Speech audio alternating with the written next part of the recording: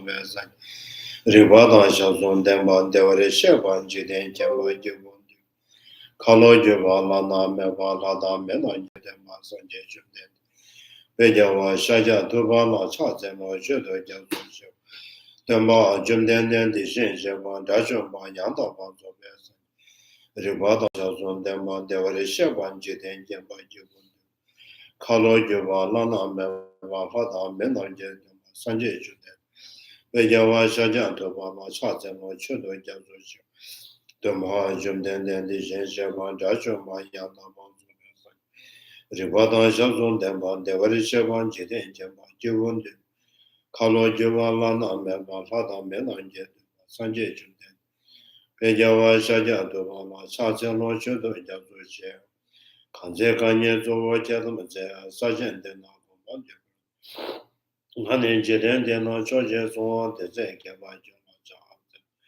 Namda Gunga Jodo, Sozawa Yichi Jazu, Seja, Chaban Jiden Sundang Lamem, Gombo Chunye Jama Chaza, Chenja Dema Chimen Davesh, Sendo Dawa Jama Chaza, the region of Zeba Suma Jenyame, Jenjen Jama Chaza, Gombo Tuje Chet, Tamje Jembe, Demba Sonum Yeden Yazo Jen, the Shen Shama Chaza, Notamen, the Church. Giving us on letter Jeju, the Namacho, was Shinju Jama Chaza.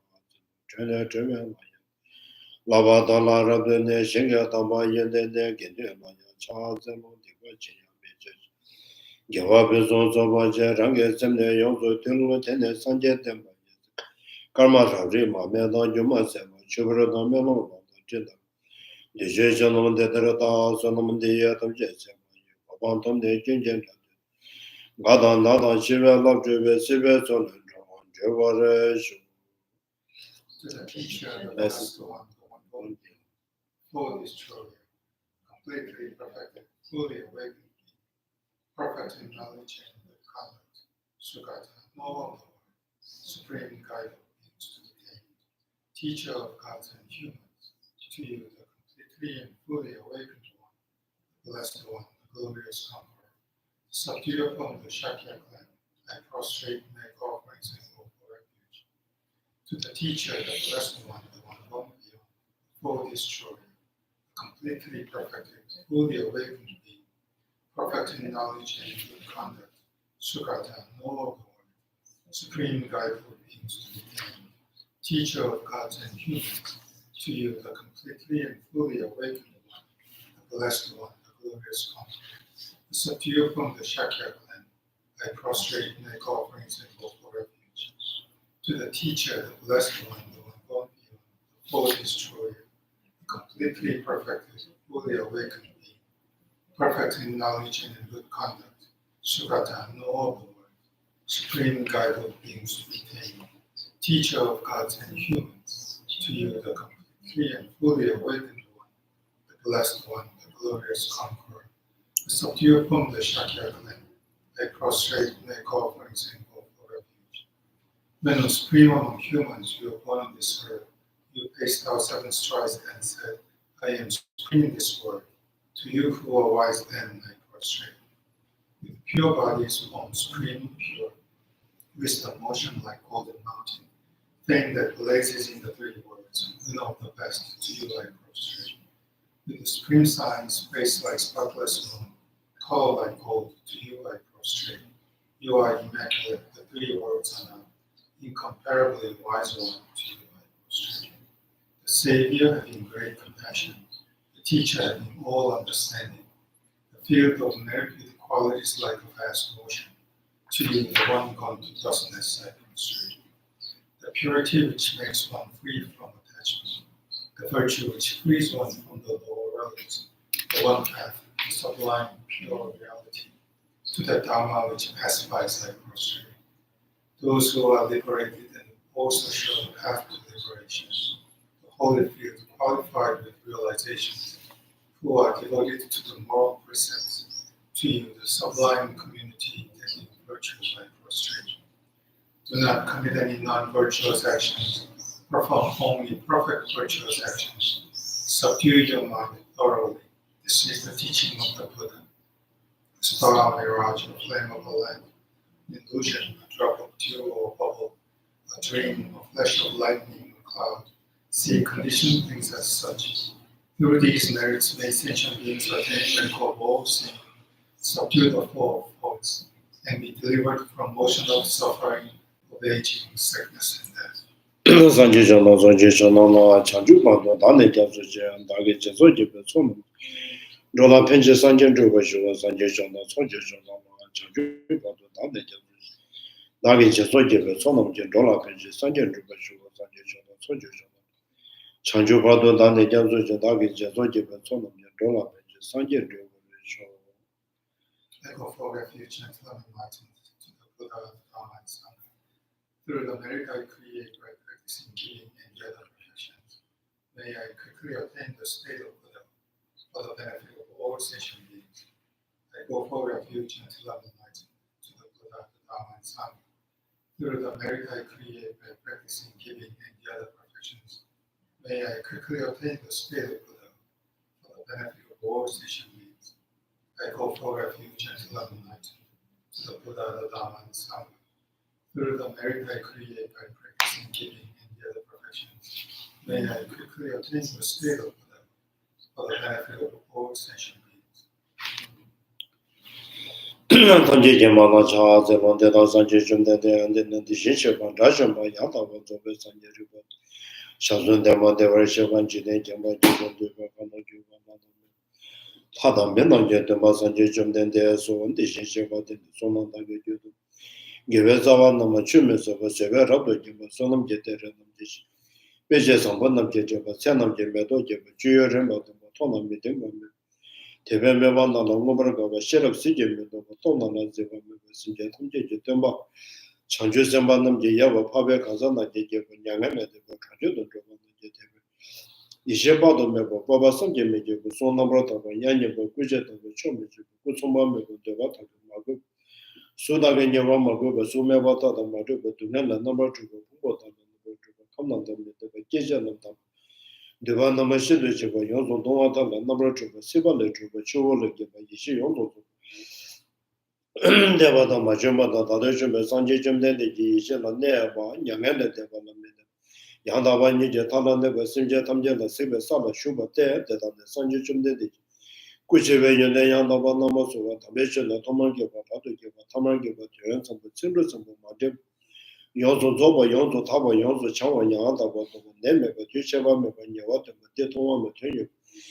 Gavana Josozo and get river to the Chimney again, was the Chundu and the Rancho, the Tobesha Judo, Midimba, Teba you were Java, whatever she may be the level sugar, river sugar, trouble sugar, tumor sugar, Timaja, Charge with was on Jabation, years of John Jimena Kundo. Jimena Zojo Chambo, Hangea to Gene, Hanga to the Yazula Dawata Japan, the Bottom Tower.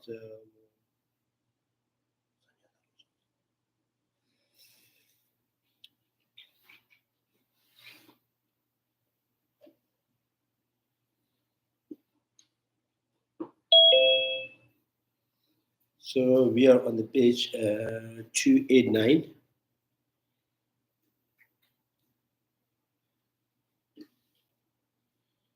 Chandrakirti then cites the following from the same sutras. The instant of the first moment of the consciousness cease, the continuity of the mind will emerge commensurate with the fruitional effect that one will come to experience. O great king, no phenomena whatsoever is transferred from this world to the next, yet there is transitions of the death and the manifest as a rebirth. O great king, here the cessations of the final moment of the consciousness is what is called transition of the death, and the emergence of the first moment of the consciousness is what is called a birth. O great king, when the final moment of the consciousness ceases, it does not go anywhere. when the consciousness that is part of the death emerges, it does not come from anywhere. So why is this so? It is because they lack intrinsic existence, O great king. The final moment of the consciousness is empty of the final moment of the consciousness.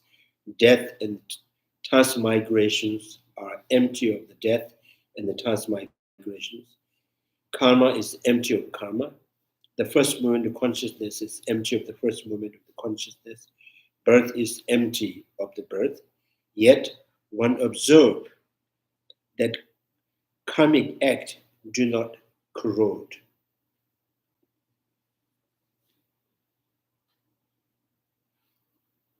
Chipon, dongos.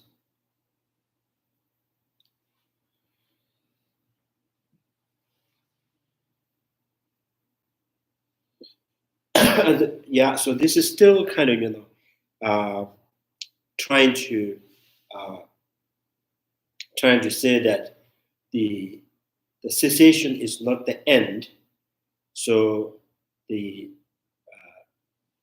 here the first moment of the consciousness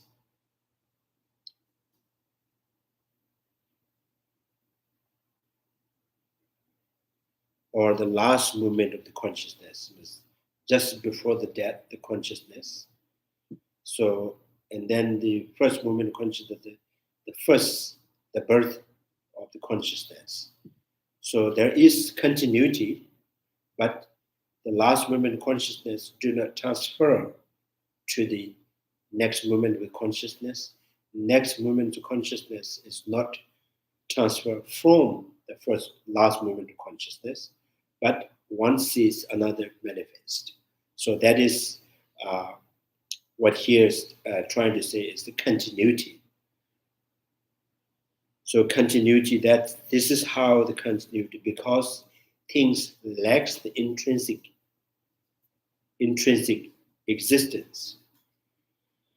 So things lacks independent intrinsic quality. So therefore,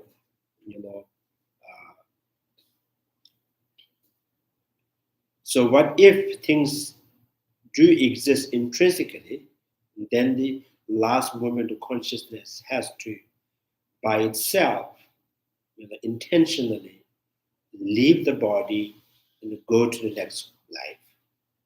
And next life, stay there for, how long this person will live, like 80 years or 90 years or 70 years, 50 years. So then again, consciousness has to leave the body and go to the next life. So that the very, the consciousness that, without having any disintegrating and,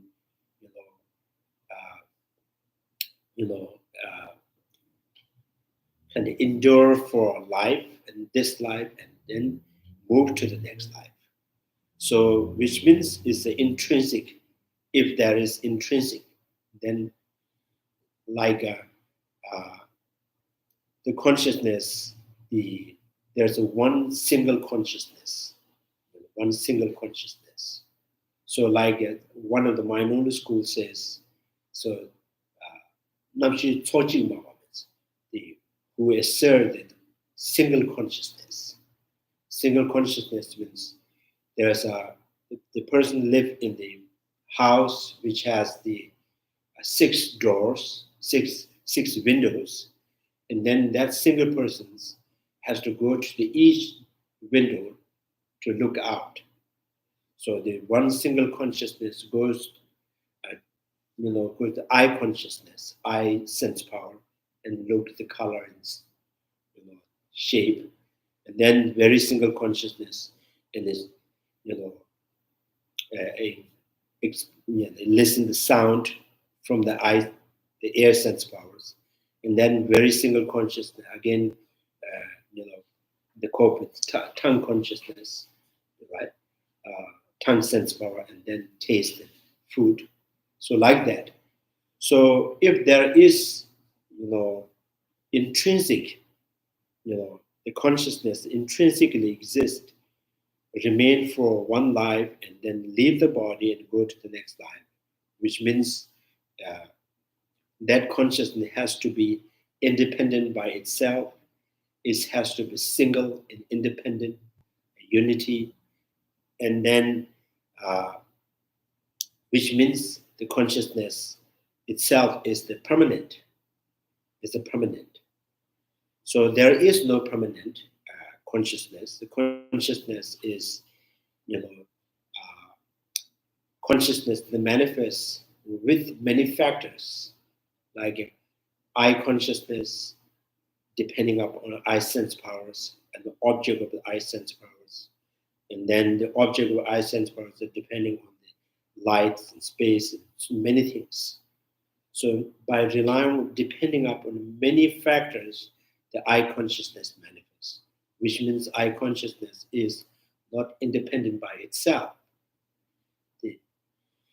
Then the air consciousness, nose consciousness, tongue consciousness, body consciousness, mental consciousness. Mental consciousness, most of the time mental consciousness are, conditioned by the sensual consciousness. And then many times the mental consciousness manifests from the imprints, habit. So the projects the object, and project the object from the imprints. So, which means there is no the consciousness which is independent and intrinsic and never exists in and of itself. So there is no consciousness intrinsically exists. Now, if the consciousness not intrinsically exists, how consciousness continue, one life to another life? So then here says the last movement of the consciousness is not really by itself, is transferring to the next life. Next life, the first consciousness is also not transfer from the previous life or the previous consciousness, but one sees that, next life, the first consciousness manifests. It also follows the similar type, similar condition. And it has the same force of previous karma and afflictions. So that's why it continues.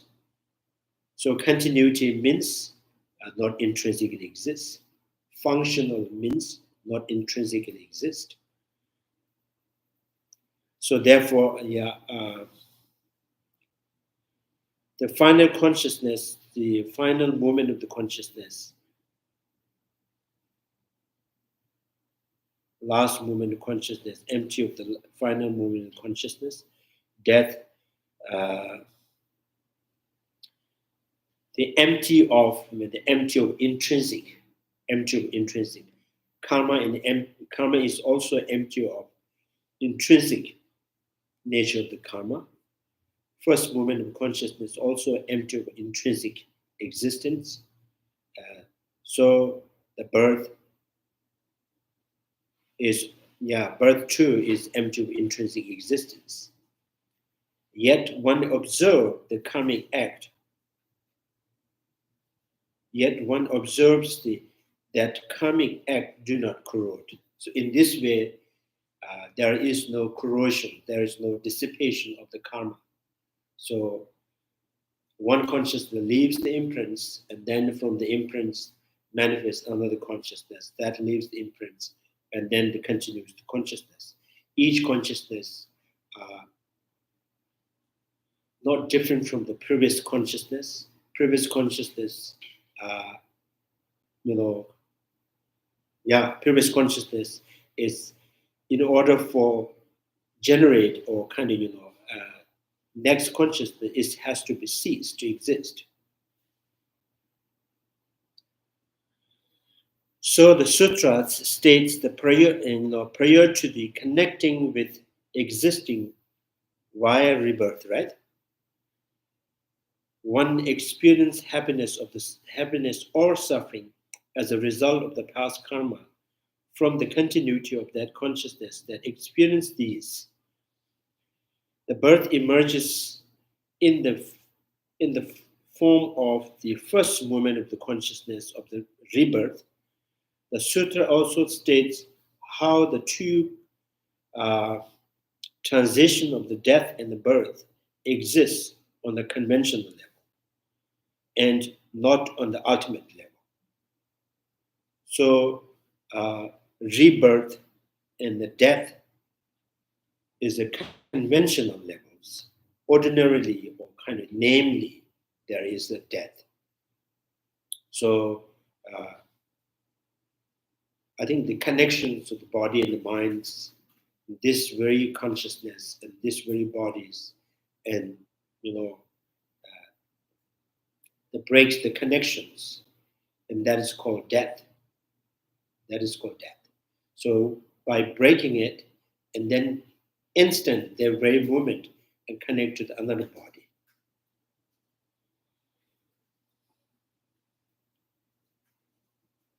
So, the death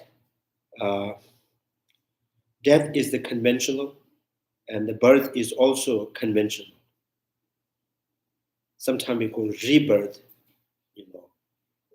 after death, the born right after the death is called rebirth.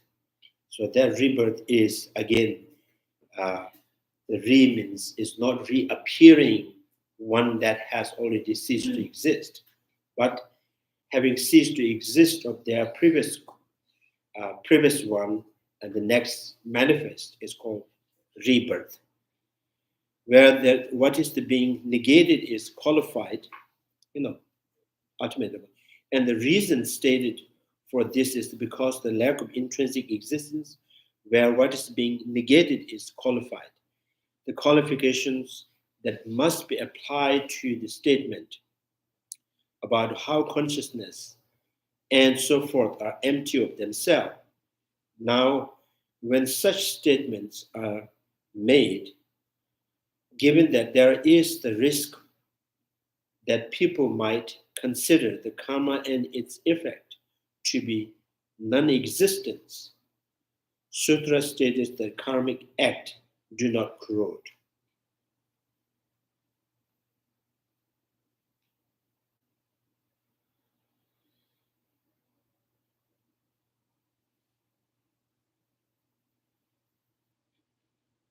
I think that this kind of continuity, this every day we experience, every day we see with our eyes, by looking at yourself, moment by moment, changing.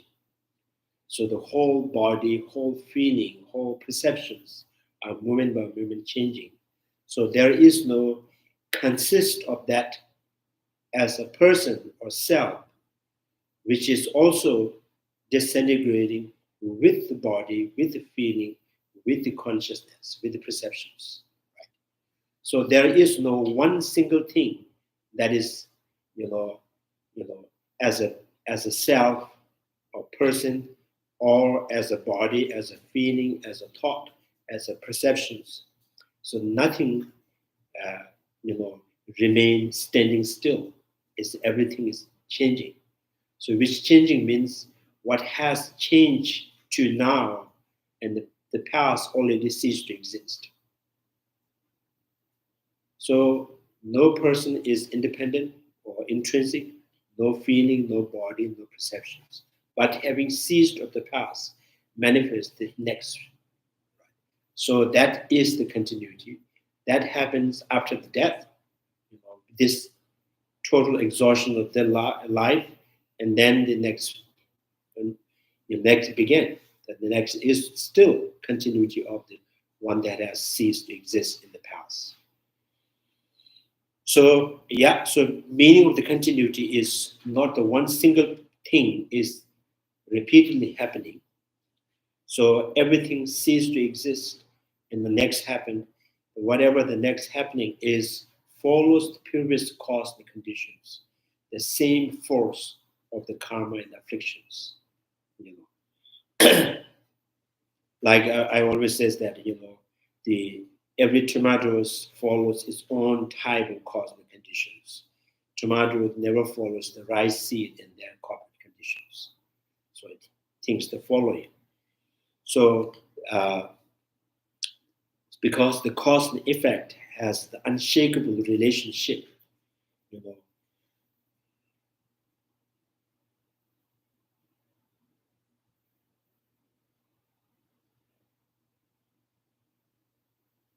But I think, yeah, still we we see that changes with our experience, but our experience is less powerful than the mind, thinking. So mind always tend to kind of lean on intrinsic things. So even that you experience it changing, but your mind says no. There's a one thing that continues repeatedly happening.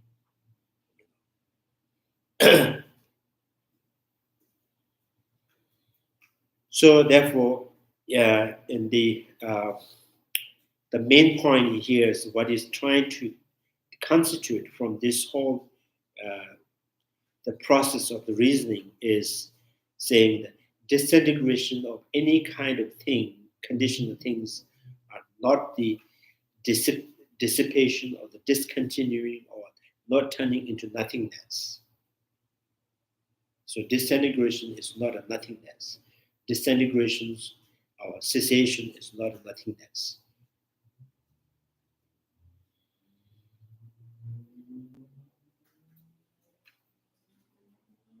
So then any questions in this? I was just saying something that I thought of earlier was like, it's an incorrect idea, but I was like, how sometimes I think the incorrect assumption is that consciousness is almost like a blanket that just kind of spans and then things roll past it. And I was thinking about how like sometimes like if you're not careful or like if we don't think about it, like that's kind of like the visual that came into my head. And obviously that's not correct, but that was almost like the metaphor that I thought of. Kind of. The consciousness like a blanket, and then like a blanket. Like if you were to look at a blanket and then you were to maybe roll a ball across it or something like that. It's like right. Okay. That's like what I thought in my head. Like I could see that being an incorrect metaphor, maybe. Okay. So consciousness is like a road, and you are rolling on. Yeah. Kind of. Consciousness like a freeway, and then you are like a car the driving on this.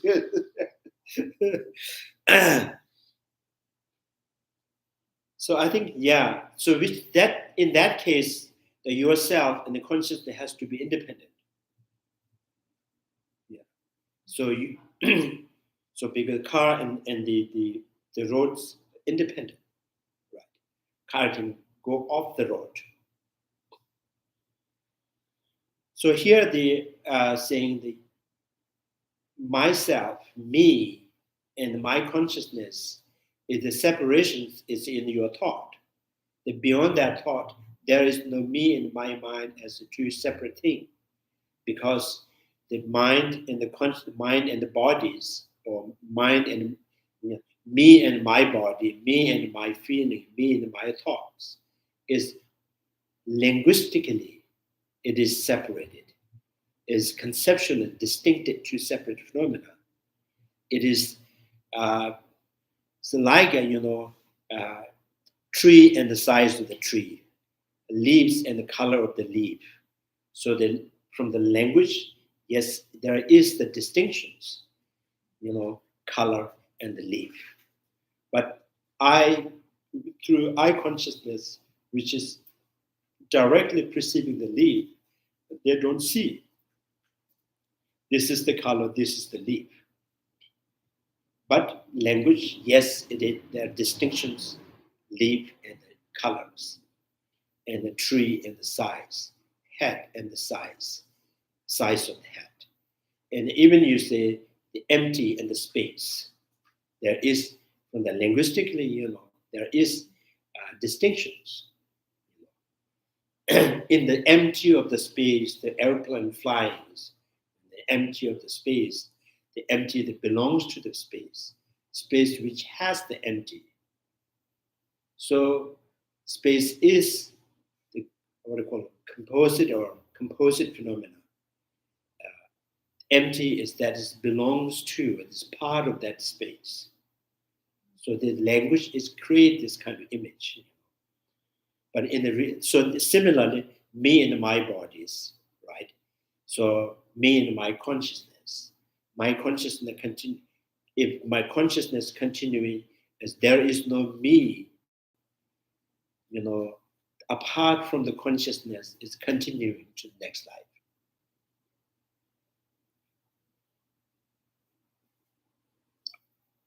I think the thing that I have so much difficulty with, I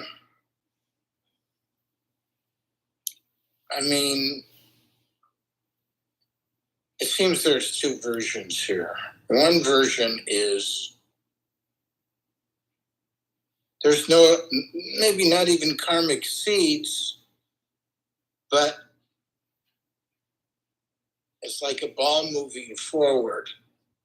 Something moves forward, and yet we're saying each moment is detached. That's very hard for me to understand. That the last moment is gone, but the next moment is influenced by all the past moments. So in this version, maybe karmic seeds, maybe the idea of alaya is not necessary. But then I'm always kind of stuck with this thing about, sure sounds like, almost like there's a putty, a soft clay or putty. And that it kind of sounds like that putty is permanent. And the karmic seeds stick. They stick inside this putty. They're kind of trapped inside the putty, waiting for the right future circumstances to dislodge and activate the seeds. Do you understand that kind of picture that I'm saying? So you're saying like there's a putty. So what is the metaphor for? Putty is it's like a soft clay. Soft clay. And these seeds, yeah, which are the effects of actions, but they haven't ripened, get stuck in this clay, and then something happens in the future to either dislodge the seeds or make them sprout. Yeah. In the future. And so, I mean, that's what it sounds like to me. I mean, I know there's this other version which maybe even karmic seeds aren't even necessary to explain it. But we're using these things we're almost talking about it like karmic seeds. So if there's karmic seeds, they're being held by some kind of medium, some kind of container. I'm calling it putty. But it is some kind of container. It seems to have its own characteristics and manner of description, and it sure sounds like that container's pretty permanent. No, not. So what I got it from what you're saying is, so there is uncomfortable when we say last moment the consciousness sees this first moment of consciousness, beginning of the first moment of consciousness, that count as a continuity of the last moment of consciousness. Then you see, between there's death. So there's a gap. How can this be continuity for, one that has ceased in the past? So now it's instead of saying that, seed, they're changing their size, the seed in the soil, they're changing the size and becoming, kind of, like soft or the bigger, or then it turned into the sprout. So there is, I can see the continuity you're saying, right? The seed from the sprout, there's the continuity. From the death and the birth, the last moment of the consciousness with just before dying, the last moment of consciousness, and then death happened, and then the birth happened, and then the consciousness, the first consciousness of the birth, how can this be continued? If there's nothing coming from here to here, and how can this be continuities? So if this is what you're thinking is, like the seed and sprout, there is no gap, interruption at all. Seed through this sprout. But you see, every moment, the movement of the seed and movement of the sprouts, the movements has already changed. But still, there is no doubt this is continuously happening. So now death is just a kind of, there is no consciousness, between the last moment of consciousness, the first moment of consciousness, between there's no gap. So if there is a gap, and then maybe you can doubt this, this is it really a continuity or not? So there is no gap. Death and the birth has no gap at all. Like seed in the sprout, it's just gradually transforming. So when there is no gap, and the first moment with the consciousness, the birth, the consciousness, that still consider or count as a continuity of the consciousness that before dying, before death. So so I think there's some kind of, if you put the picture in your imaginations, oh, death means now for a while just absence, right? Gone. And then suddenly someone is born. So if you are imagining the birth, considering reborn as a human being or animal, so then you can say if there is a gap. So the birth is, the born in the with the body or without the animals or human being body, even the Pardu state of consciousness.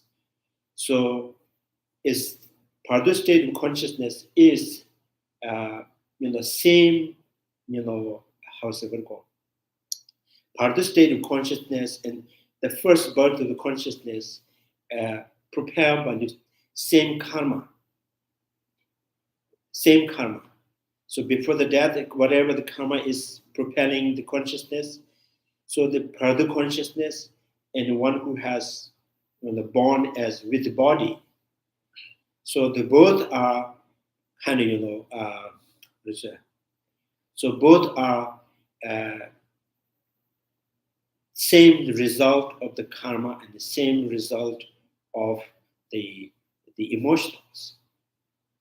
So that's why this is, the Pardu consciousness, human Pardu consciousness, and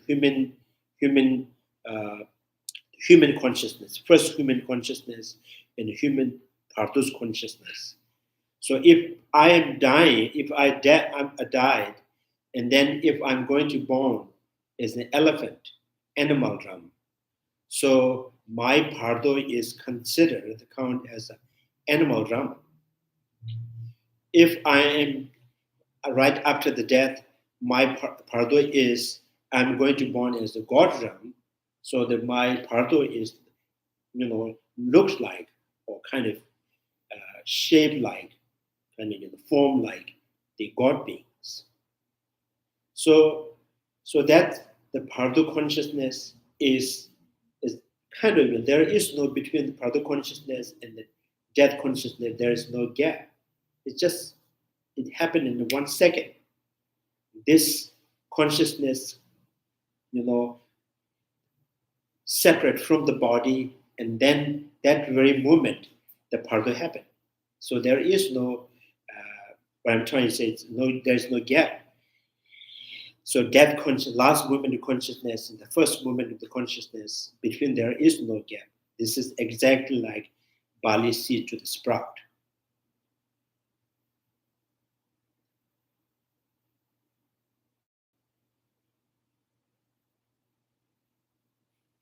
Larry,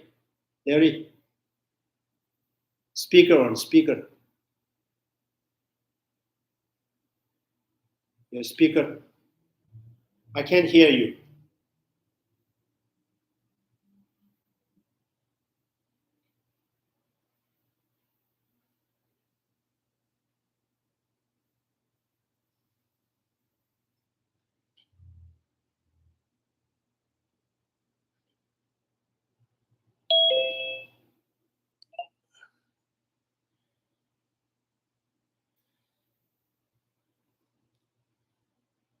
Can you turn on the speaker, then talk? Speaker, the red buttons, push it again.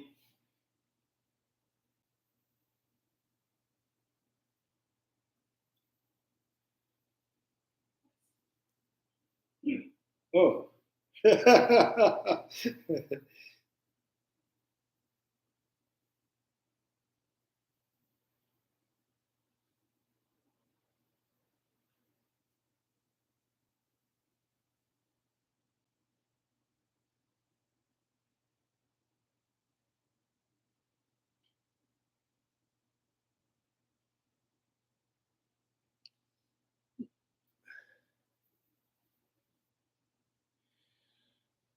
Alice has the questions.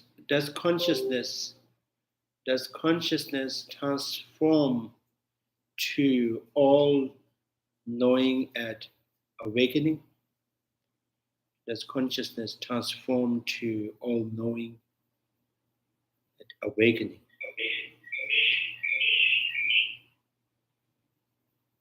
The consciousness,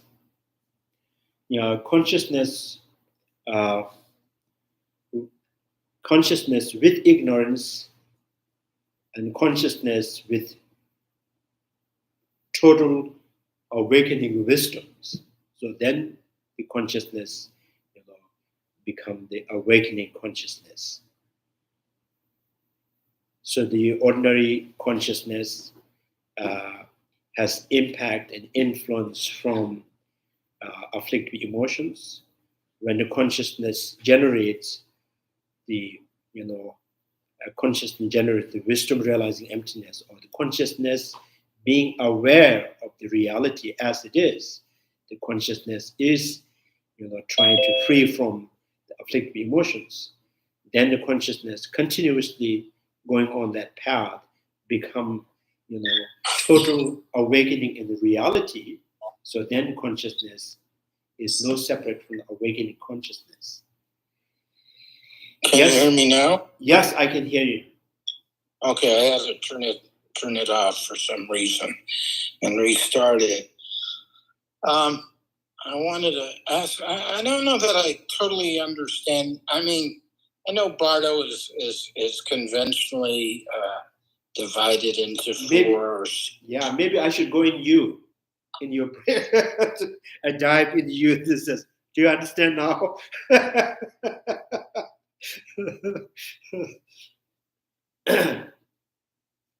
So here, the first, you think the barley seed to the sprout, there's continuity, right? And there's a disintegration, and it is continuing. But the death and the birth consciousness continue. You have doubt, right? Yeah, I do have some doubt about death and birth. And I mean, the whole idea of Bardo, it would seem there's never a time we're not in Bardo. In other words, every instant is in between, every instant is disappearing. So instant by instant is disappearing, and somehow, yeah, there seems like this enormous discontinuity, and it's happening simultaneously with what we're calling a continuity. I mean, to me, like whether it's the death of each moment or the death of a seed or the death of someone's life, that's kind of, I mean, it's a huge discontinuity. It's a very, I mean, we're talking continuity, and at the same time, it seems like there's a complete discontinuity. It's kind of very difficult for me to grasp this. Uh-huh.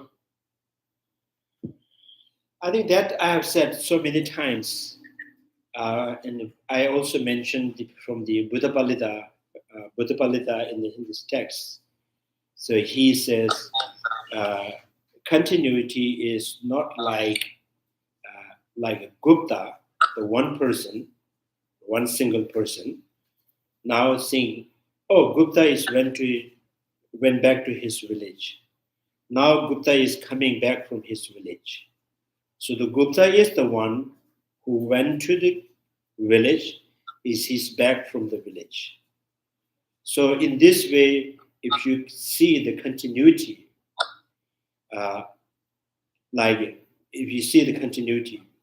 which means there must be one single entity that has to be repeatedly existing in any kind of throughout the time. For example, a minute is like Gupta. The minute, so minute began, minute ends means the minute that is, like a Gupta is entity by itself. Now it is existing, from the first second throughout the 60 second. So the minute has to be already exists from the first second. And then minute says, oh, I will stay for until, let me know when the 60 seconds happen. Then I have to die. 60 seconds, and then minute disappears. During that time, the 60 seconds, if there is kind of the minute consists of the 60 seconds that existing with each seconds, then this is like Gupta. Gupta is constantly, repeatedly happening, existing. So there is saying that there is no minute entity by itself repeatedly existing with first second to the 60 second. So there is no such minute there. So if there is no minute, and how do you consider the minute continuously existing until the 60th second?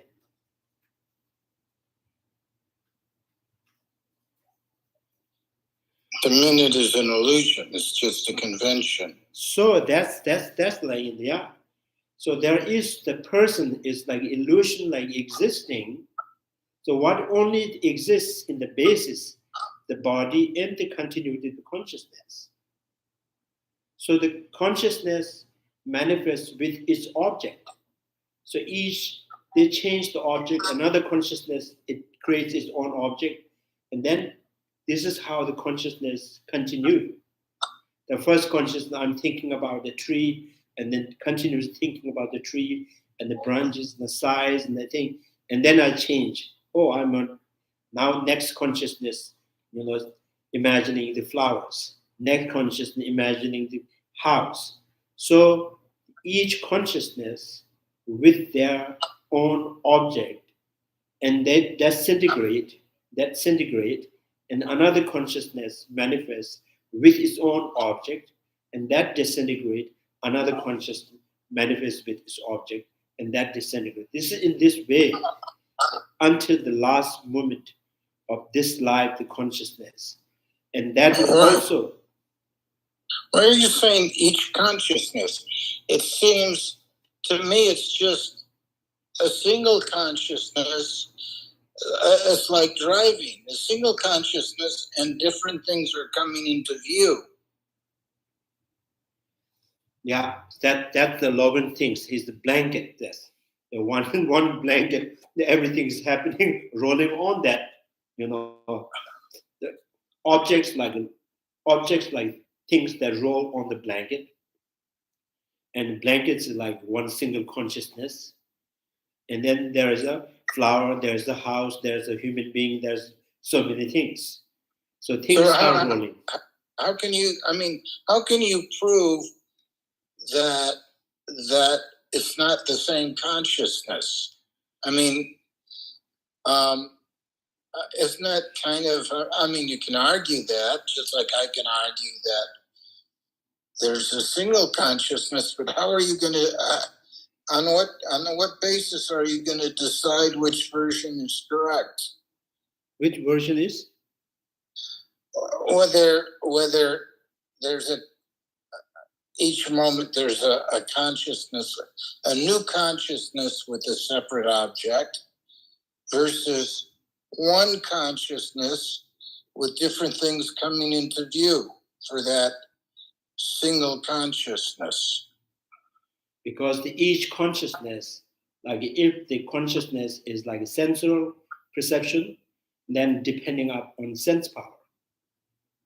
Sense power means things that reflects, object reflects, the image reflects on the sense power, and then one consciousness manifests. So that manifestation of consciousness is relying upon sense power and the reflections. So and then that sees, another thing reflects, another consciousness manifests. I'm still having an incredibly difficult time seeing how you can establish each we got an infinite number of consciousness with an infinite number of objects, rather than one consciousness seeing an unlimited number of objects. Are we trying to select which one is comfortable or which one is real? I'm trying to. I would like to know. It's comfortable, then you just go with your imagination. No, I would like to know how we can even establish criteria to say which version is correct. I just don't know. I just don't see where you're going to get a criteria from, and what that criteria is to say which is correct. Yeah. What I said earlier is a criteria: reflections, sense power, immediate consciousness, previous on mental consciousness, mind that is, focusing. For example, I'm totally kind of distracted in one thing, and then someone's calling my name. There is no mental consciousness is not kind of paying attention, not attracted or not drawn towards that object, and I do not generate the air consciousness who is calling my name. So because my mind is totally, that's called immediately preceding consciousness, and then sense power, and not only sense power have received image, reflects on it.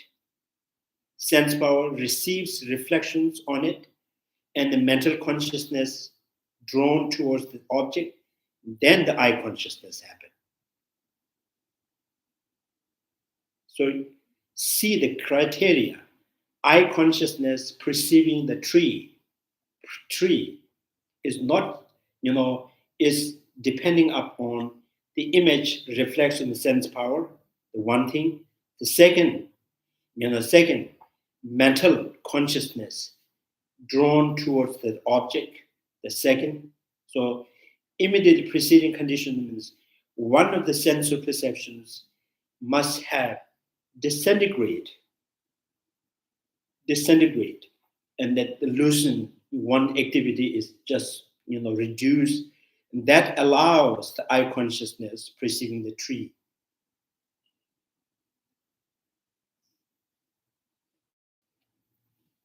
It sounds like the argument you're making is that it goes back to this intrinsic thing, that consciousness is not something intrinsic, but there's some kind of momentary awareness relying on the Okay. six doors. So go with. So you say there's a one single consciousness, want to see the color and shape, and then what it need is I consciousness still there, but I consciousness not being able to apprehend the object. To apprehend the object, I opened I. So you are saying previously wanting to see the color and the shape of the tree is I consciousness. Now this I consciousness already there, but it's still,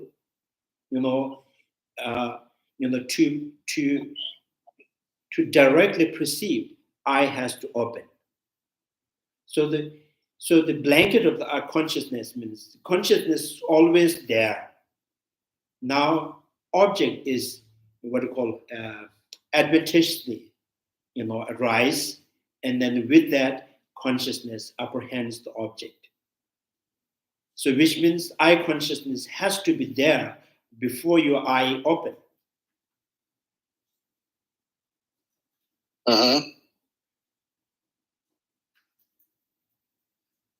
What's wrong with that? What's wrong with that? That's damaged, defective. So you have to send it back to the Amazon again. I think maybe you have to send me back UPS or Federal Express, Amazon. I consciousness without I sense power is a defective I consciousness. Well, I mean, I guess my argument is that consciousness is layered. Yes, I'm not denying there's a separate I consciousness.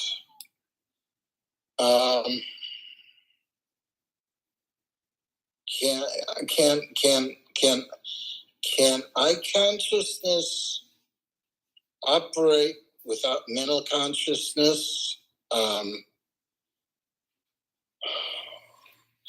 It seems to me it's like two-tiered. Like there's a sense consciousness, and then there's an underlying awareness of what is being perceived.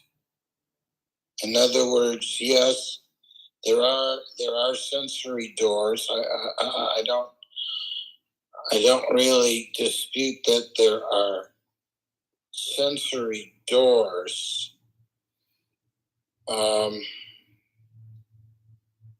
But it seems there has to be something that the sensory doors are not enough. That you could see without being aware. I mean, a reflection can enter without awareness of the. Now I can see here the flip side, and why you think that the consciousness has to be like a blanket already there is kind of like a, it's functioning, it's just moving. Now it has to be connected to the object. The consciousness is always like that. So why you think if the consciousness not like a blanket and the consciousness like eye consciousness, ear consciousness, nose consciousness, tongue consciousness,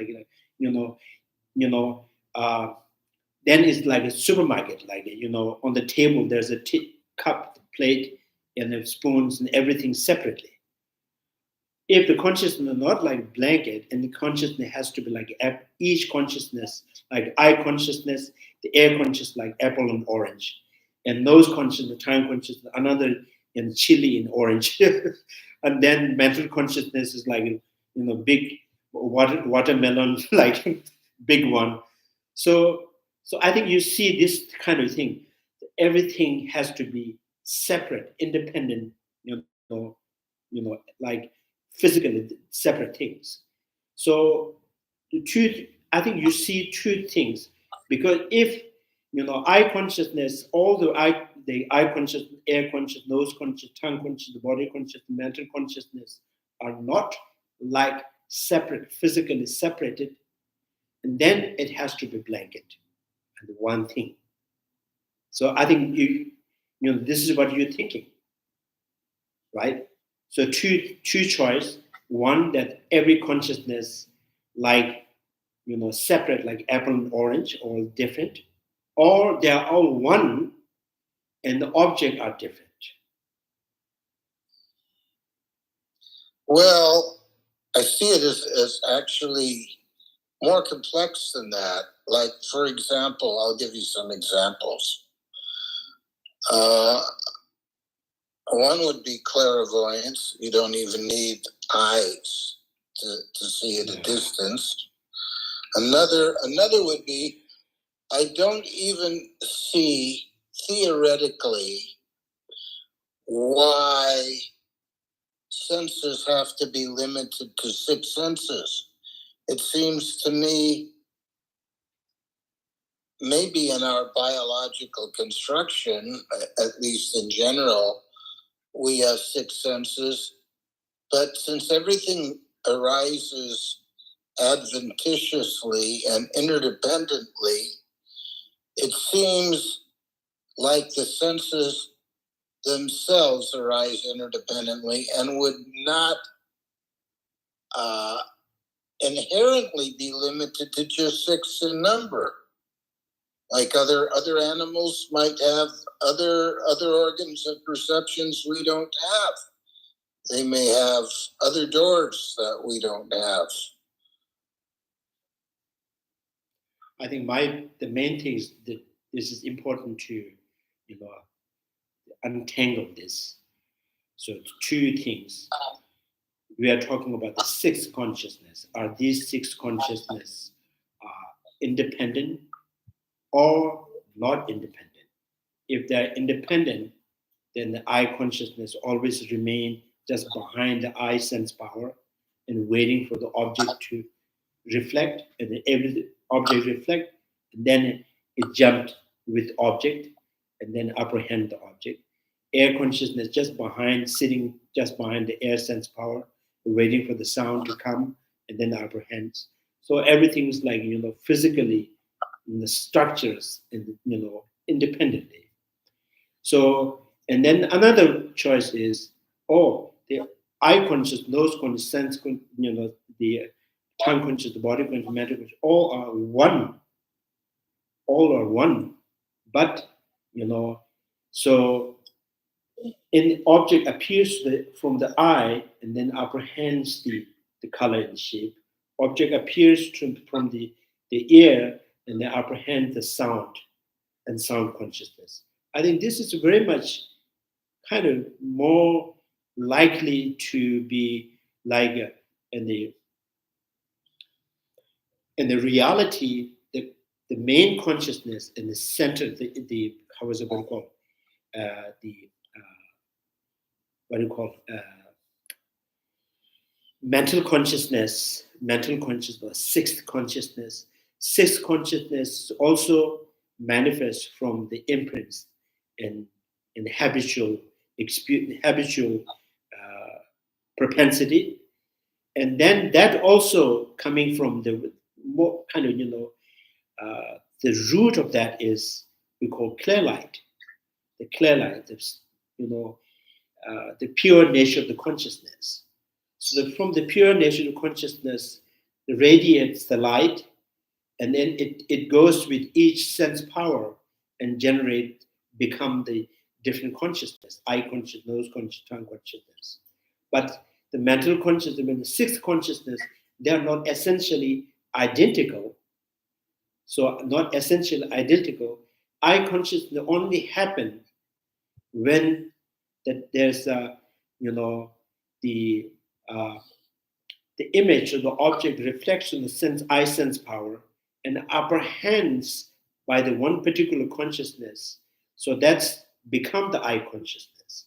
So that eye consciousness is not really essentially different from the kind of main consciousness. But they are not really one like a blanket, not all like blanket. But so there's a sense of how's that? There's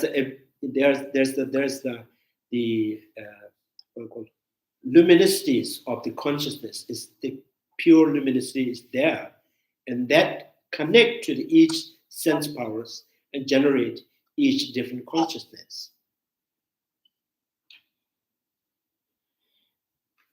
Anyway, yeah. So eye consciousness is depending upon eye sense power. Without eye sense power, no eye consciousness. And just having eye sense power is not enough, because if object not reflects on the sense power, and there's no eye consciousness developing. And then again, not only the object reflects eye sense power, still not enough, because the mental consciousness has to be drawn towards that object. There's some kind of attention to the object, then the eye consciousness. And then not only that, if your mental consciousness too much drawn towards the sound, then there's no eye consciousness apprehending the color and shape. So, immediately preceding condition, immediately one has reduced, therefore mental consciousness have the kind of access of the space to attention to the object of the color and shape, and then the eye consciousness happens. So eye consciousness is not really easy. Eye consciousness, depending on the object, the sense power, and the mental consciousness, and immediately preceding consciousness. So the all together can generate eye consciousness. So this is why eye consciousness is, the eye consciousness is something that's separate from the nose consciousness. Nose consciousness is separate from the air consciousness. The air consciousness is separate from the tongue consciousness. So they are not physically, substantially different, like apple and orange. So the source is from the luminicity, right? So source the luminicities, and then the luminicities is more influenced with the habitual kind of propensity out of habit and create the pictures, then sixth mental consciousness happens. So the mental consciousness again, drawn towards the color or the sound or the taste. So if drawn towards the color too much, then you cannot develop the air consciousness. So the eye consciousness is depending on mental attention. Eye consciousness depending on, immediately preceding of the previous one. The consciousness has to be reduced in order to this be able to apprehend the object. Right. So the air has to be reduced in order for the eye consciousness being able to apprehend the object. This is the orange or the blue or white or black or whatever, to apprehend that.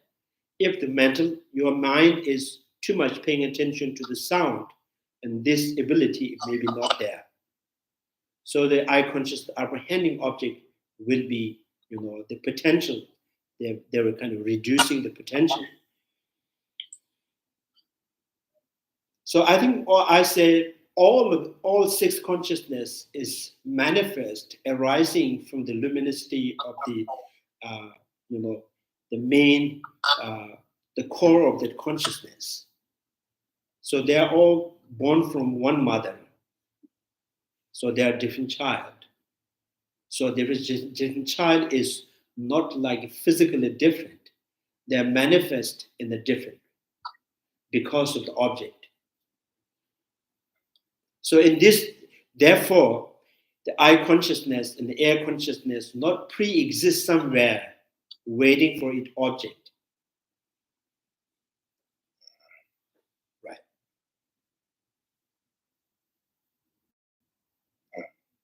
So, so the consciousness, each consciousness, the mental consciousness, without their object, there are no consciousness. With object, there is consciousness. So each sense power gives you the different object, and again, each karma. So the human karmic, human karma, and again, human object.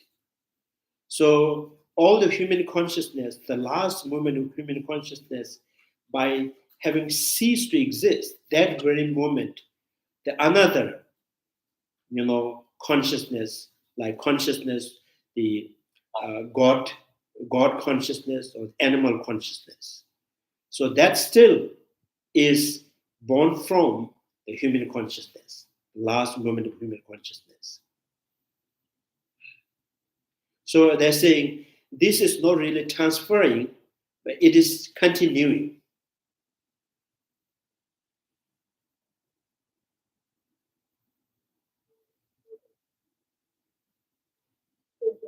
So the continuing, not transferring, is like morning to the afternoon.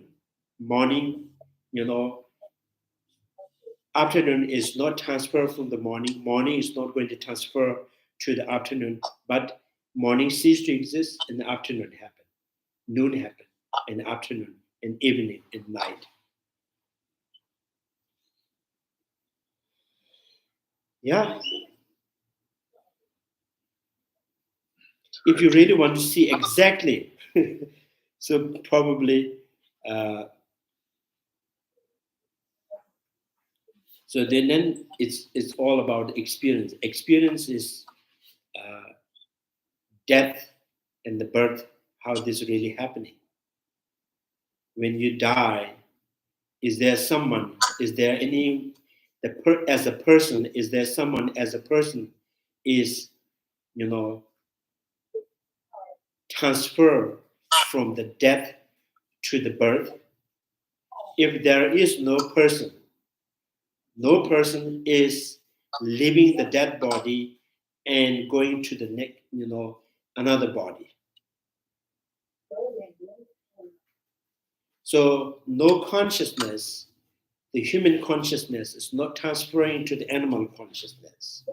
Animal consciousness is not transferred from the human consciousness.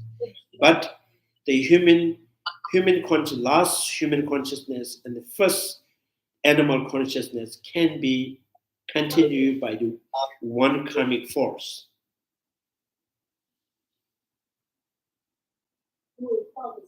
Right.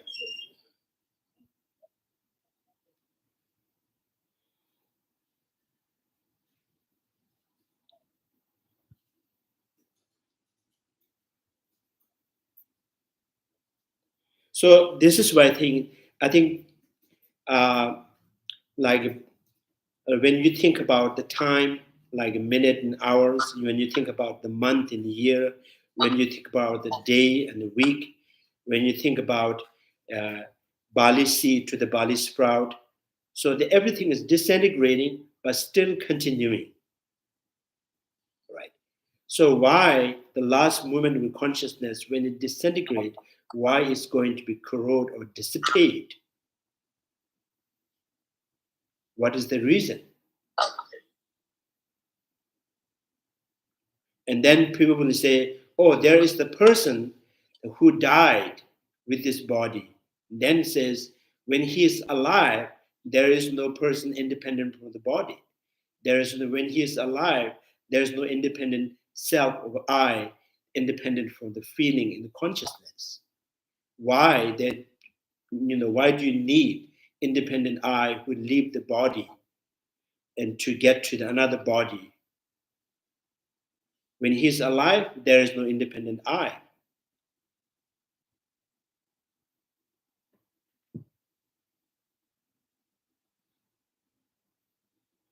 So right now I'm talking, there is no me that is independent from my body. There's no independent from my mind.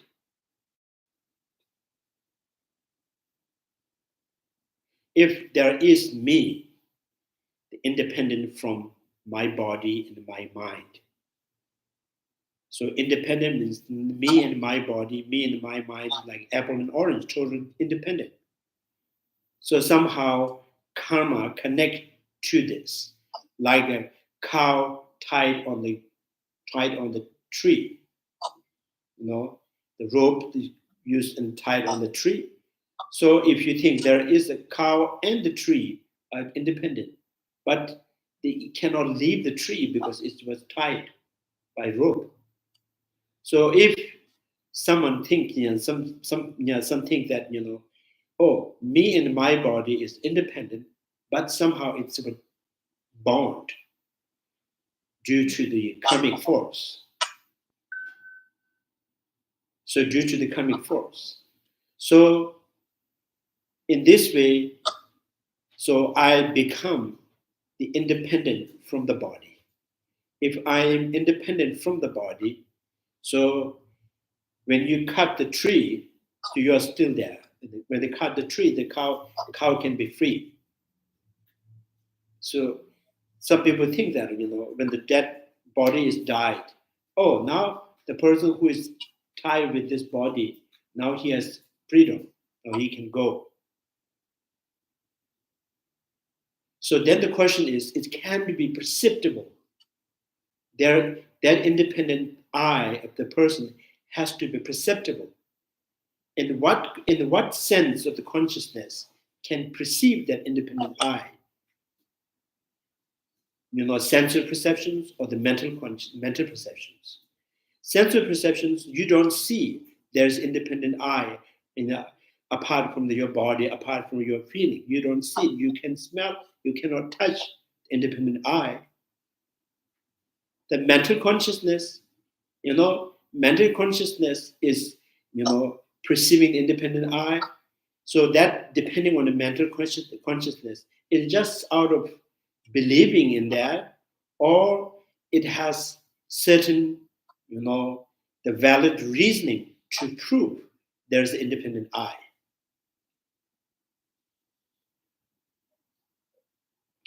So independent I means, like mountain and the tree. Trees are in the mountains. The mountain and the tree can be independently separate. So there is no kind of, the valid reason that you can prove there is me independent from the body and mind. So therefore, at the death, there is nothing, no independent I living that body. Rather, only what is there is last moment of human consciousness that ceased to exist. That very moment, another consciousness connect to that, right after it. So that is the continuities. So that is conventionally, Ram has changed, the body has changed, the body has changed, therefore conventionally we say death. So objectively there is nothing dying. It just simply the everyday is happening, it's disintegrating and another things, next things happen. One sees and next happen.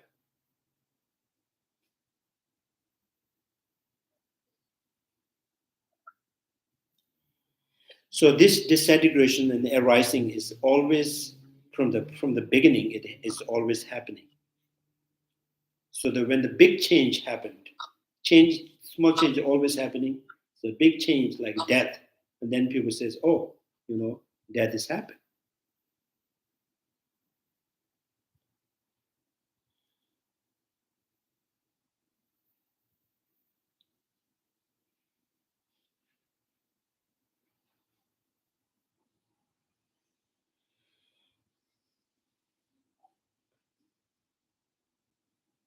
So it's not, Logan says, the consciousness is the one single blanket.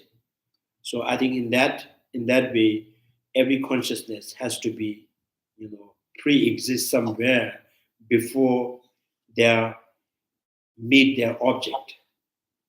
So right, so which means the I consciousness is still there without the I sense power, without the object. So then you can, the blind person may have the I consciousness. It is only waiting for the sense power. So the I consciousness named when object, sense power, mental consciousness, attentions all meet together, then I consciousness happens. Before that, no I consciousness. But there is the mind, there is the luminosity which can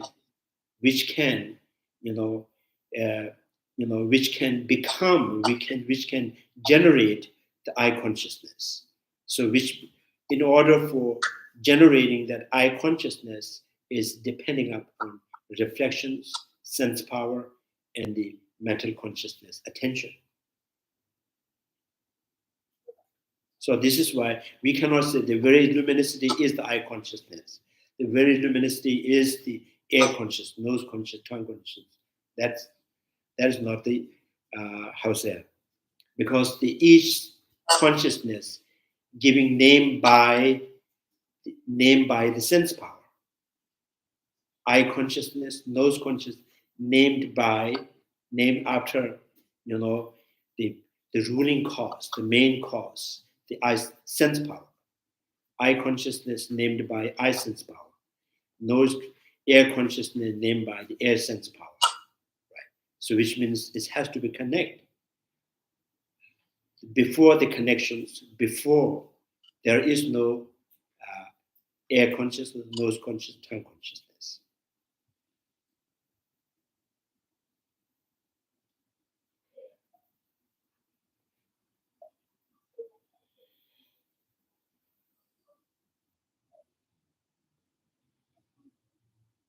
I think I think that's very natural because we all, every time we try to understand any kind of reality, there's pushing from your presumptions is still there. So your presumptions push you. It has to be this way, this way. So anyway, yeah. So now the next is the rejecting the objection to this presentation. So rejecting, this has two parts. Rejecting the objections that karmic act will give forth infinite fruitional effect. Number one is the rejecting the objections that karmic act will give forth infinite fruitional effect. And number two, rejecting the objections that we are,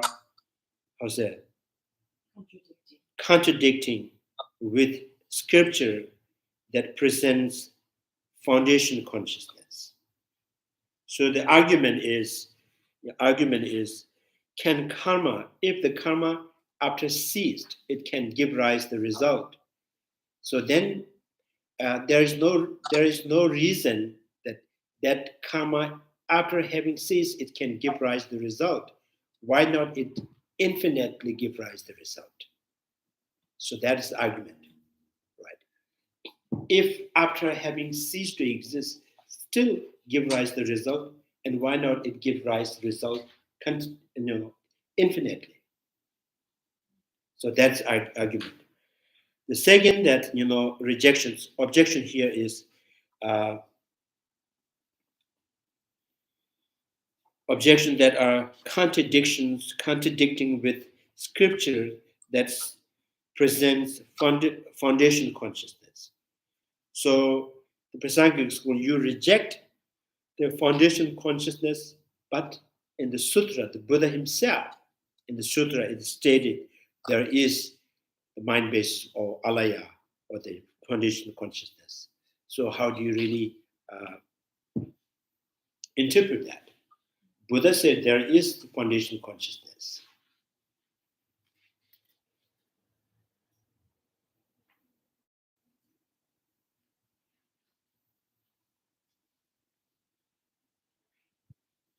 So rejecting the objection that karmic act will give forth infinite fruitional effect. The root text says, while non-existent objects are equal in their unreality, those with eye disease perceives floating hairs, not the form of just any non-existent things. No, how's that? No, likewise, the rapine act do not bear fruit again. Non-existence.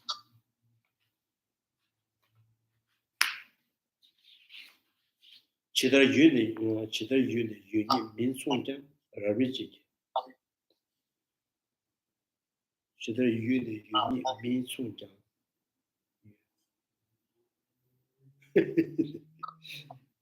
Chidar yuni min songjan rabiji tajana tongi shena tongi shen nambra mayitar teshi mine larmi min she with non-existing of objects are equal in their unreality. I don't know. So it's saying, the karma that you have committed in the past life, so now you are in this life, so the karma has ceased to exist. If karma, although it's not there, not existing right now, but still, if you think that it can still give rise to the result, so then why not it can give rise to the result infinitely? Because, so now they think non-existing of the karma can give fruit. Why not giving limitlessly? So I think that in that one who is arguing in this way, they have the thought, when the karma ceases to exist, it becomes non-exist. So the disintegration is still, they are thinking is non-existent. So it's a non-affirmative negation.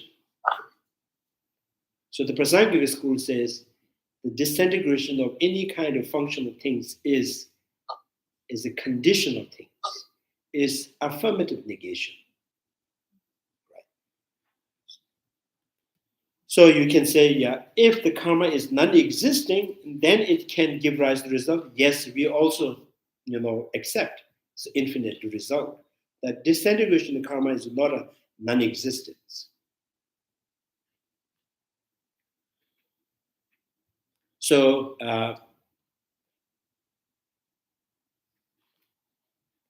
so with eye disease perceive the floating hairs. So like, the non-existing sky flowers, the bald man floating hairs, right?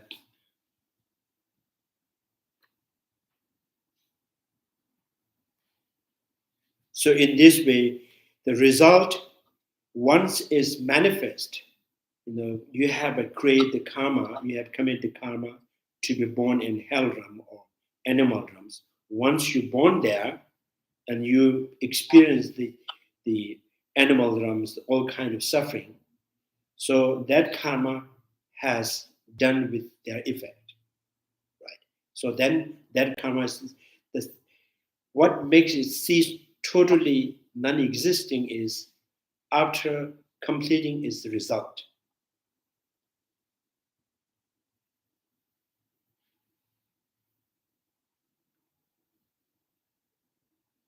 So if you have, $100 bill, if you buy $1 things, continue, you can buy 100 times.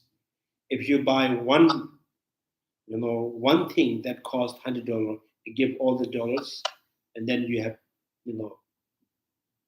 $100 is exhausted, it's finished.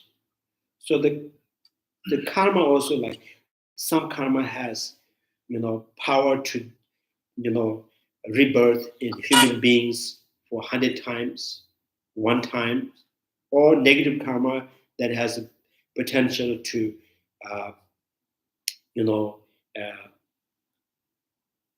to born in animal realms one time or two times. So after that, finish the result, and then the cause is exhaust. Other than that, disintegration by itself is not going to exhaust. Disintegration by itself is not going to be dissipate.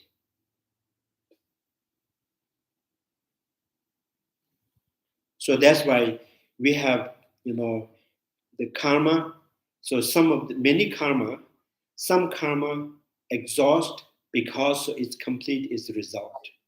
Some karma is, even that long gone, in 100 lives gone, but it is not dissipate because it's not complete its result.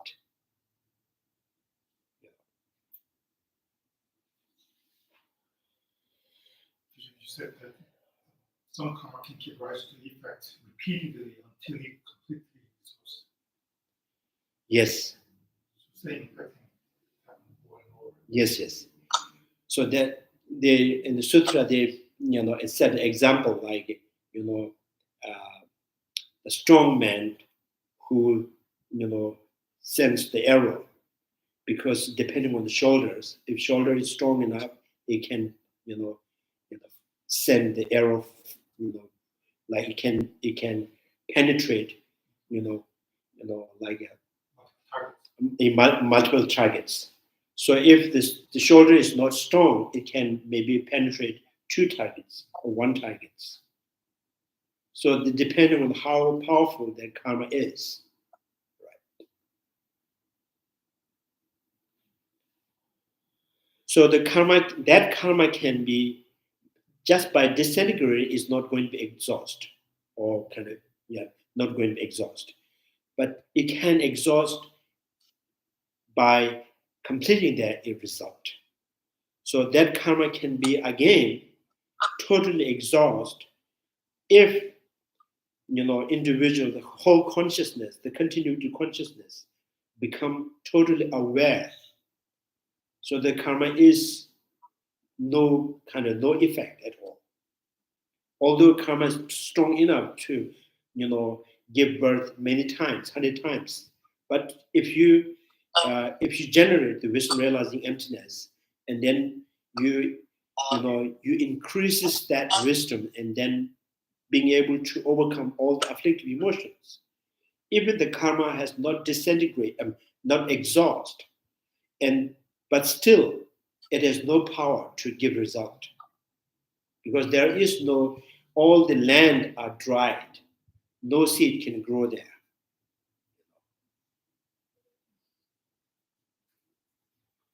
Because the consciousness completely dried up with all the afflictive emotions.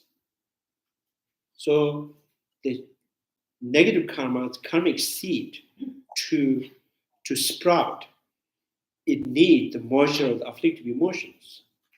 What you say is a facilitating condition. So there is no facilitating condition.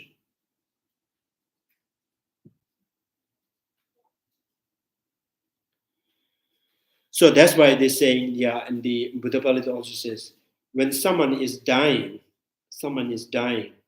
there's a whole karma, the thousands and thousands, millions of karmas there. So just before dying, the consciousness has to be linked to one particular karma. So this person just before dying and connect to the one particular karma, the rest karma, kind of shy away or disappear for a while. And then that one particular karma, it will lead you, guide you to the particular rebirth.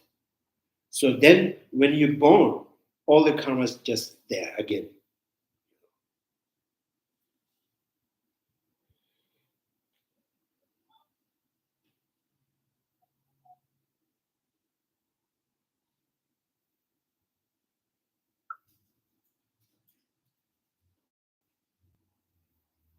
So I think this is like, when you have many seeds in the one pot. So, you give water one particular seed. So then that seed will sprout. The rest seed just kind of, rest for a while.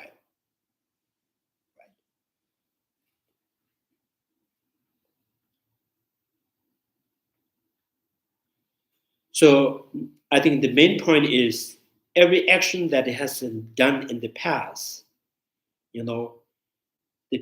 that karma to exhaust the two reasons, completing the result effect, or that karma is not really, there's, that karma has no any facilitating condition to sprout. The karma will be die because there is no fertilizer. It will dry it.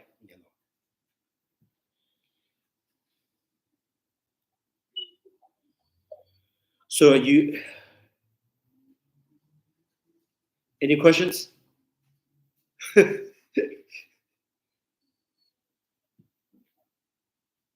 Yeah, this is sometimes it's kind of like,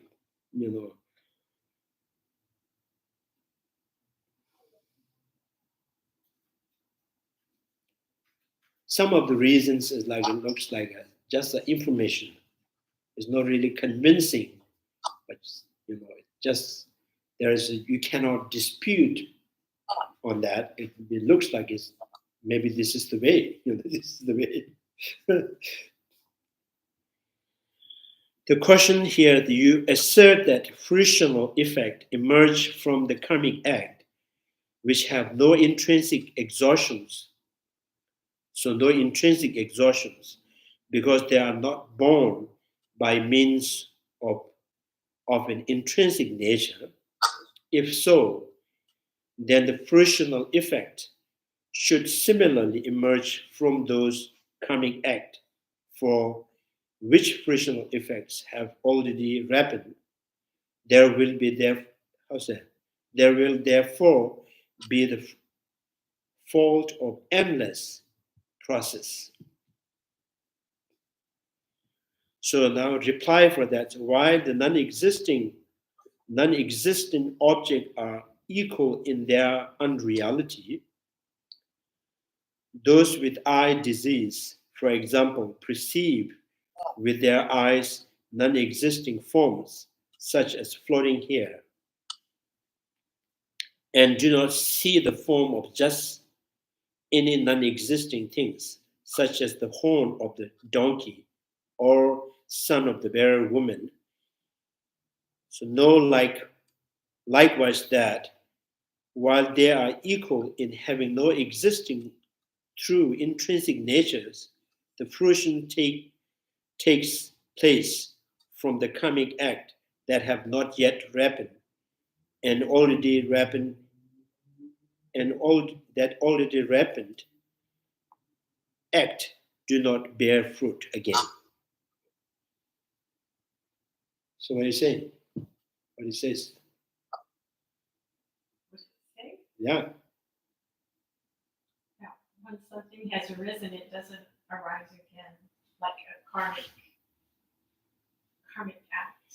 So here they use an example like a donkey horn and the floating hair of the bald man, right? So then what is trying to connect is saying the karma that already disintegrate are like that, like a donkey horn, non-existing. If like donkey horn, so if donkey horn can poke you, so it can poke 1,000 times. It can poke you for forever, right? So hypothetically, this thing, if non-existence of the karma can give rise to the result, and why not it can give rise to the result endlessly?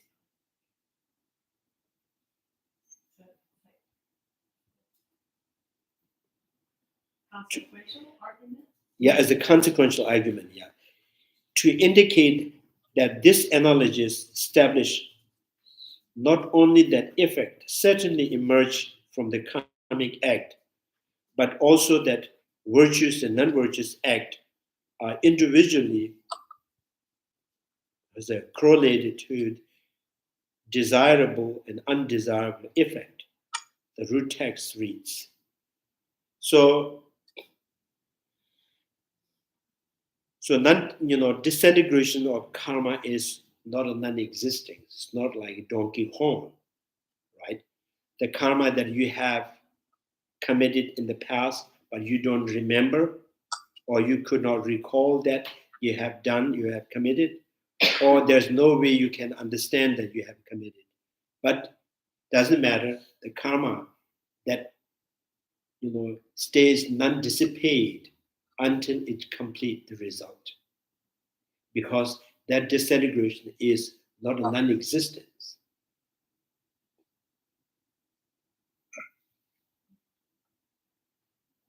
This is like, you don't remember which day and which month you have born, but you are getting old is sign enough that you have born. Right?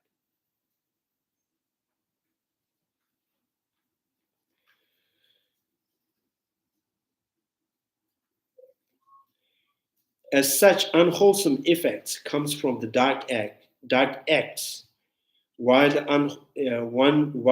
wholesome effects are seen to come from virtuous act, that wise and the wise for whom there is no virtues and non-virtues become free. Thus, speculation on the karma and effect has been discouraged. Discouraged, right?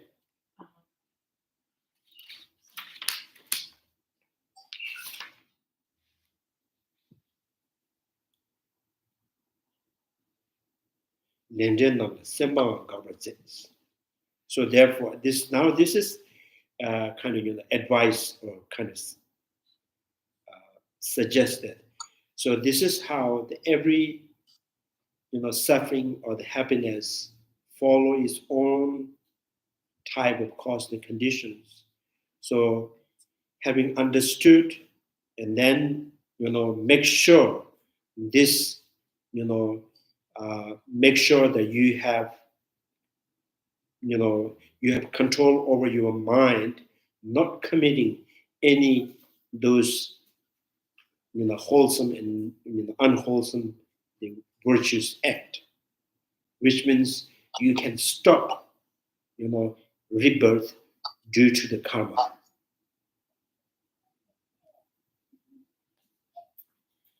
Lenden namla sembang governance, lenden namlas. The virtuous act or non-virtuous act it still give leads you in samsara. So right, so the virtuous act, the non-virtuous act. So if your mind is completely, totally aware of the reality as it is, and there is no wholesome act, there is no unwholesome act, any karma that can really propel you in any second existing, in the realm of the second existence. So to make sure that you can end this cycle of life. Yeah. Maybe I would like to listen to some questions.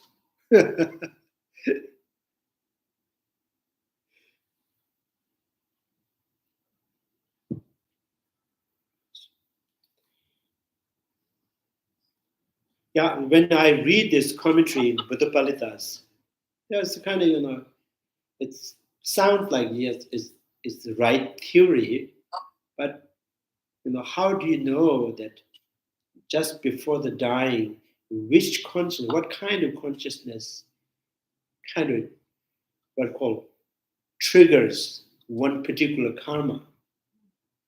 So that is the question. So then this is what, in the culture we say is, before dying, make sure that you have faith in the Buddha, or generating compassion, or meditating in emptiness, or listening, some mantras, some positive thinking. So that the dying consciousness, if go with more positive, so it will triggers the one positive karmic seed. So then that particular karmic seed will, take you to the next life. So if you just before the dying consciousness with anger and jealousy, then this will kind of, connect to the negative karma. So then negative karma will manifest, it will, propel you in the lower realms. So it's important before dying, so to have more positive. So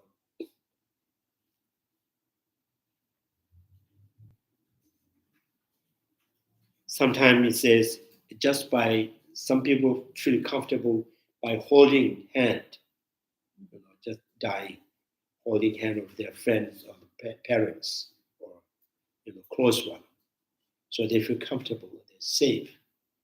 So in that way, the consciousness will choose the particular seat.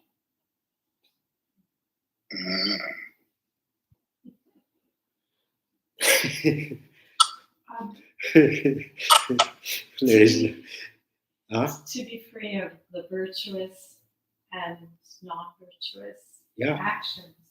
Does that mean you're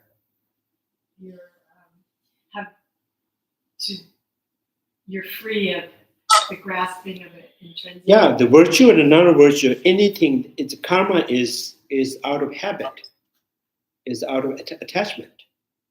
Virtue's karma and non-virtue's karma. The karma means, less, we call it, something that really forces you, something that drives you.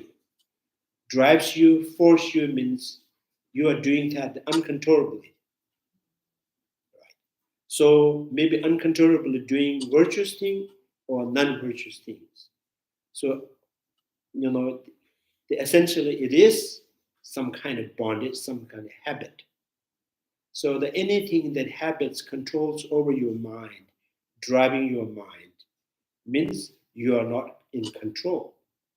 So, eliminating all the afflictive emotions or understanding or meditating on the suchness, abiding in there is your control. Now there is no any habit drives you in engaging in any kind of object. So that is the kind of take control of yourself. So you are free from virtuous karma, non-virtuous karma. So any act is not necessary to be karma. So Buddha has action. Buddha's actions are under the control of his omniscience. The karma is not controlling, action not controlling Buddha's mind or the Buddha's body. So we are many times, action controls us. Action that is out of habit, and that make us happy, not happy, good person, bad person. Right? So we do not really choose, I'm going to do this act. Today I'm going to get angry and I just make myself a bad person. Or today I make myself positive, good person, kind person. So I choose the compassion. No. We just do become out of habit.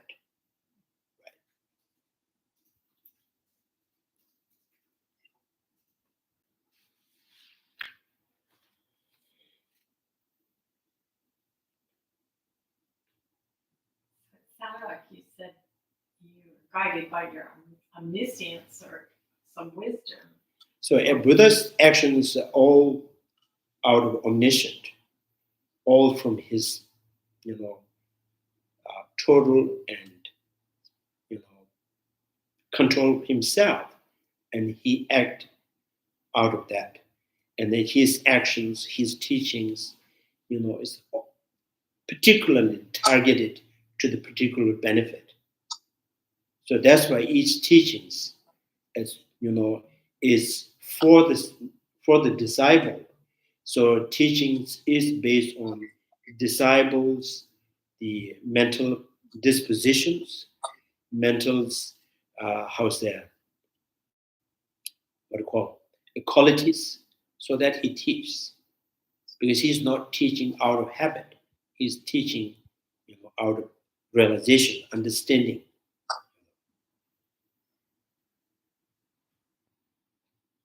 So this is why there's sometimes Buddhas. There's a story that one Brahmin man came to the Buddha. So he studied a lot of those ancient Hindus textbooks. So he was pretty much quite convinced with Atma. And he asked Buddha, is there Atma or not? And Buddha said, yes, there is Atma. And then another person came, he was analyzing on that. So he was not sure. It looks like, so according to the scriptures, it looks like there's Atma. And then logically, it is not really, it's not, looks like it's not going to be, looks like there's no Atma.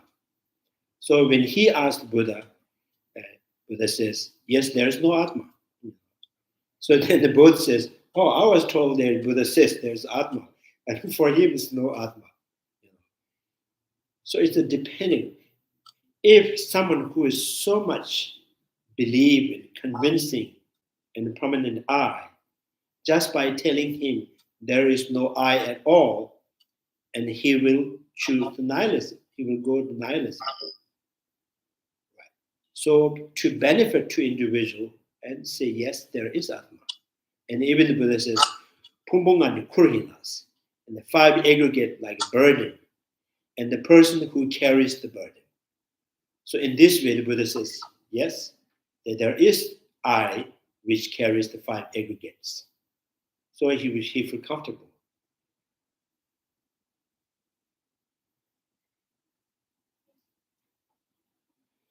So many times the sutra, the Buddha says there is alaya, there's a foundation consciousness, and some, the Lanka sutras and many of the sutras that says no alaya.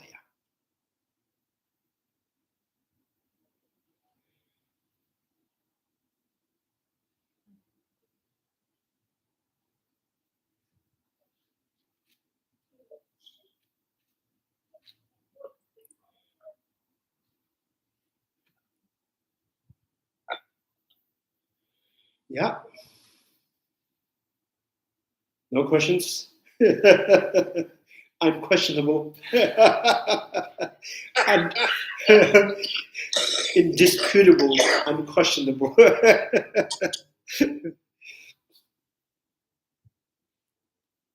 So I think,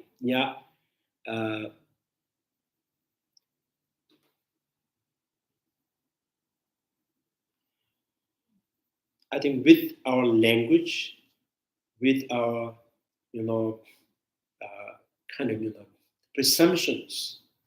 So what tells you, what create the image for you, and what the logic is, trying to establish or constitute. Sometimes you're fighting, there's against each other. Your presumption says this way, the logic says this way. So then you reflect on that logic many times, and then it can really understand. So your perceptions has mistaken in some way.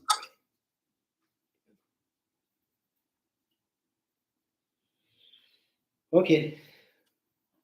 Chanju Semjo Rinpoche, Maje Bana, Jeju Kebanya, Mabaya, Kone, Pevers. The Tonya bishop Tower and Bojem, Majepa, Kebanya, Mabaya, Kone, and the bill Kama Simja, Dada, Denju, Yendro Tamja, Tato, Chanju Simba, Kana Suchu, Sada Kunja, Molom Jojo, Whatever, Chanda, the woman, the Joe,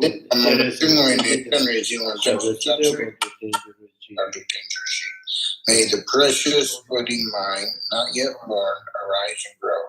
May that born have no decline, but increase forevermore. May the precious mind, realizing emptiness, not yet born, arise and grow. May that born have no decline, but increase forevermore. Due to all these merits, may all Father and Mother Ascension beings of all the happiness, and may all the love be empty forever. Wherever there are Bodhisattvas, may all their prayers be accomplished immediately. In the sacred land surrounded by snow mountains, first of all benefit and happiness, the powerful Shenrisi Tenzin Gyatso remain in this world until samsara ends. Thank you very much. Thank you. May the He's going to read it again.